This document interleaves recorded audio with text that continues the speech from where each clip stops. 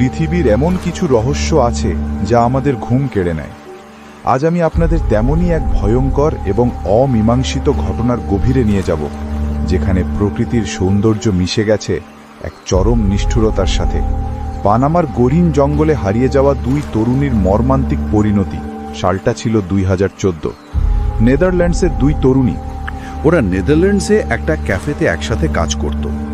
টাকা জমিয়েছিল পানামা আসবে বলে। প্ল্যান ছিল স্প্যানিশ শিখবে, বাচ্চাদের সাথে ভলেন্টিয়ারি করবে, আর একটু ঘুরবে ন্যাচুরালি।